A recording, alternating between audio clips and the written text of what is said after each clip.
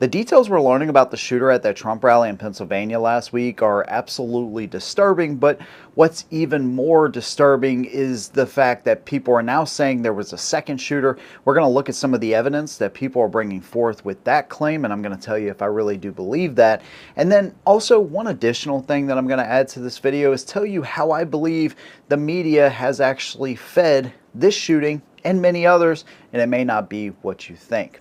If you like what I do, consider subscribing. Let's go and get into it. Now, what do we know about the gunman? By the way, that's how I'm going to refer to him. Gunman, shooter, kid, idiot, whatever. Everything but his name, and nor am I going to show his face because, well, I'll tell you why here in a minute. But the first thing that's really troubling is that we know he flew a drone 2 hours before the event started. Now, with any drone manufacturer, especially DJI, which is the biggest manufacturer of drones, there are flight restrictions. So if, for instance, Mar-a-Lago, there's a 30 nautical mile restriction around Mar-a-Lago. Air Force bases, if they're doing, air shows or military trials, you can't even start the rotors on those drones, much less get them up in the air high enough to survey anything. Now, I don't know how far in advance, if you have a president coming into town, if he's coming into your town, for instance, I don't know how far in advance they will set that restriction. Or if they set that restriction at all, if it's like a kind of moving thing. You know, if somebody at one of these companies, are they actually keeping up with places that candidates are going to be, high-profile candidates? Where are they going to be? Are they setting these zones and then removing them whenever the candidate is gone? That's actually a really good question, and if they're not doing that, somebody should be doing that. Commercial drones are really powerful. They're fairly cheap now, and you can do a lot with them. So far, that's one of the most alarming things, because local PD was there, everybody was there, they were scoping everything out, or supposed to be scoping this stuff out. So the fact that he was just able to fly this drone. Now, of course, you can get drones really high and nobody's ever going to know they're around, even though they're really, kind of loud, or a lot of them are loud when you're close to them. You get them up high enough, you're never going to know that thing is there. The zoom, the camera capability on drones is just incredible. So depending upon the model, he may have been able to, obviously he was doing something with it. He was scoping it out, but he was even following Trump's movements for months leading up to this. Now, he was looking up Trump, he was looking up Biden, he was looking up the royal family. So unless he's tied to some crazy Iranian plot to kill Trump, maybe he was just searching that stuff just because. I don't know, but I don't think he was prepared to leave that rally alive. Now, they're also talking about 3 overseas accounts that he had. This is sketchy. I could not find a single thing on this, and I know it's going to come out probably as soon as I release this video talking about these overseas accounts. But this is something I'm watching really closely, because it is sketch, especially when you hear something about the Iranians and their confirmed, well, they're denied, but they're also confirmed plot to kill the president. And that's been going on, I guess, for some time. So I have to keep up with that one a little bit more. Now, some people are making a big deal about the 50 rounds that he bought before, this rally. Apparently, him and his dad were part of a shooting range. So they would go shooting, and he would ask his dad, hey, can I borrow the AR and go to the range? Well, this was one of those days where he did that. So he ended up borrowing the AR. He hid it before the event next to one of the AC units, that AC unit, I believe, that he used to climb up on the roof. He bought 50 rounds. And let me just tell you, as a gun reviewer, 50 rounds is not a lot, right? Even if you're a competition shooter, if you're a hunter, if you own guns at all, you know that 50 rounds, that's like 1 box of pistol ammo, obviously 1 box of rifle ammo, or you can get them in 20 round boxes too. I mean, it's not a lot. They make a big deal about that. Oh my God, he bought 50 rounds. Now, what he did with those rounds is heinous, obviously. But just buying 50 rounds is not going to throw some kind of red flag. Unless you're in like a super restrictive state and they have a waiting period on ammo and you have to have a license to buy ammo. There's a lot of craziness that goes on in other states across the country, but let me just say 50 rounds is not a lot. Of course, what he did with it is just horrible. But making a big deal about 50 rounds, it's not going to throw a red flag in pretty much any state.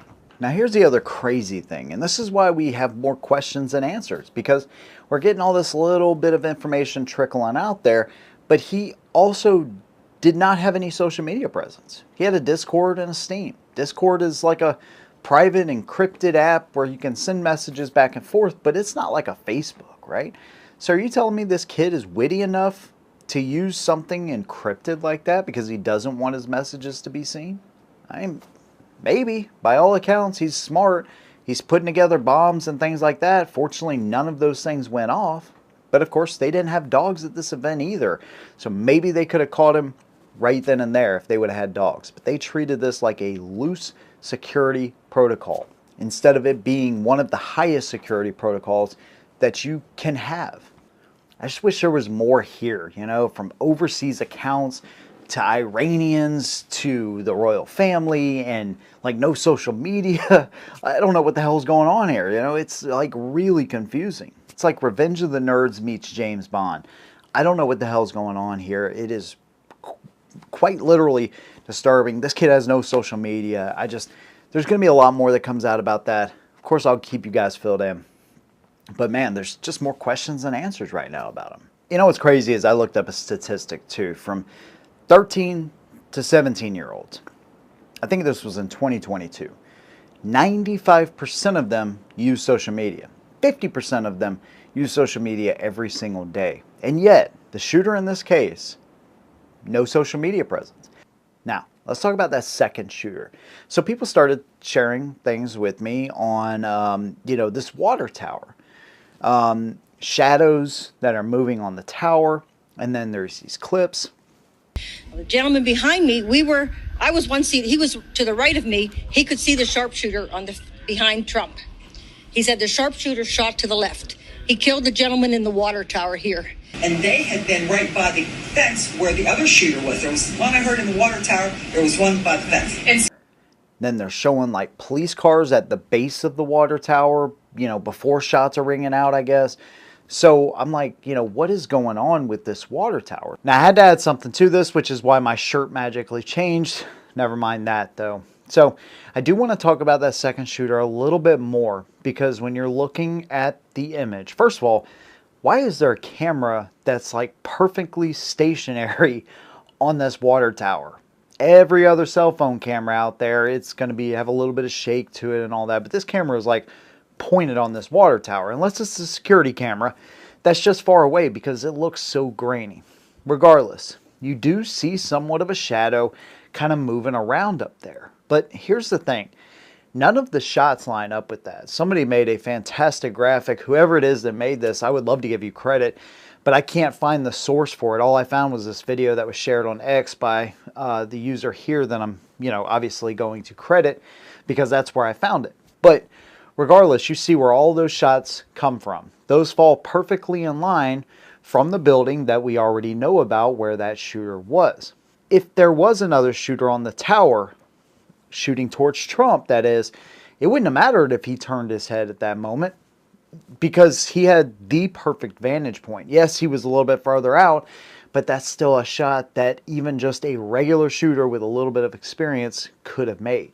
By Trump turning his head, it only makes sense that that saved his life from the angle where the known shooter actually was, from the building and the direction that he was looking at, not from the water tower that was behind him and to the right. Nothing adds up there. Second, if that guy in the water tower was not a second shooter, but maybe a part of local PD, or maybe he was a part of one of the SWAT teams that they had up there, or maybe he was a sniper that was with Secret Service, or now I'm hearing Department of Homeland Security was actually, Jesus. Okay, so there's a lot there. But let's say that he was one of the good guys. Well, that makes it even worse. The known gunman was able to climb up an AC, get his rangefinder, be on the roof 20 minutes before the shots rang out. He was known actually an hour before. Talk about all that yesterday if you need to catch up with that stuff. But that makes it even worse knowing that he was able to climb up and do all of that with somebody that was basically right over the top of him. Now there's some images being shared that say there was cops at the base of the water tower. That's simply not true. It's only because of the angle of the camera and the water tower behind where those cops were parked that makes it look like they were right on top of it. Or, in this case, right underneath it. But when you look at a vantage point and you look at that building and that red container where those cops were parked, you can see that water tower, just estimating, is probably, I don't know, 40 yards away from where those cops were actually parked. Aaron, what was going through your mind? What did you think when you first heard those sounds? I thought this would do what you just said. I thought it was fireworks. 4th of July, it's been pop, pop, pop. That's what it sounded like. The gentleman behind me, I was one seat, he was to the right of me. He could see the sharpshooter behind Trump. He said the sharpshooter shot to the left. He killed the gentleman in the water tower here. Now, when I called my husband at home, who's watching TV, he said, I thought Trump hurt his ear when he went to the ground. But he said no on TV. When you think about the witnesses, right, what they just saw was tragic. That lady actually saw Corey get killed, right?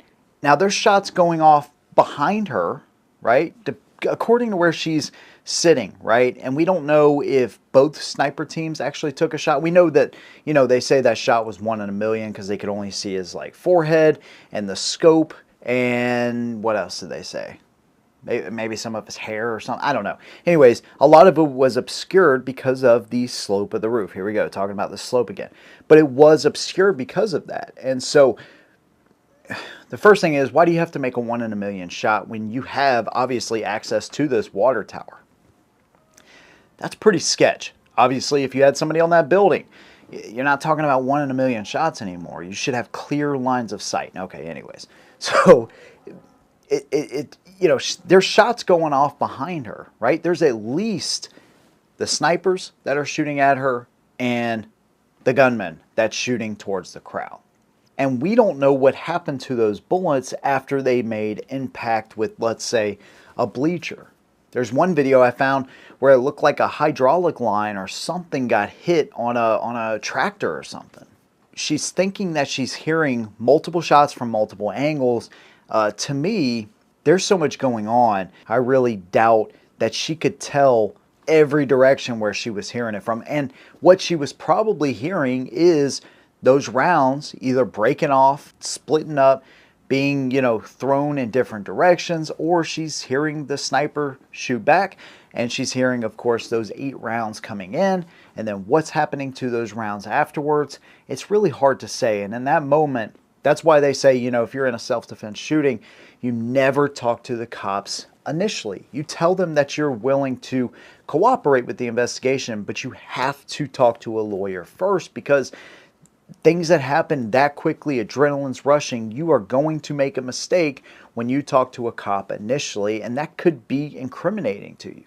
So unless you're trained in those situations, you may be able to tell where, I have no doubt she could tell where those shots are coming from, right? But what I am saying is that if she's hearing shots from behind her, it may not have been from the water tower's direction. It may have been behind her from the sniper, but not necessarily from the water tower. And then the last thing, how is the media actually responsible for all of this? Well, let me just tell you that copycat killers absolutely are a real thing. After Columbine, there was actually 400 separate attempts on different schools, and when I say attempts, threats on different schools because of the notoriety those two got. Documentaries, movies, I mean, so many YouTube videos. I mean, just insanity. And it was well before YouTube when they blew these 2 kids up. Well, this shooter, same situation. He's looking at the shooting, right, where his parents got convicted of involuntary manslaughter because they weren't paying attention to the kid, they weren't taking his calls for help seriously, and then, of course, he had access to a firearm. Even after Parkland, I think there was 689 different threats on schools around the nation after that, right? Because it was just, I mean, it was everywhere, right? Sandy Hook, Las Vegas, all of these.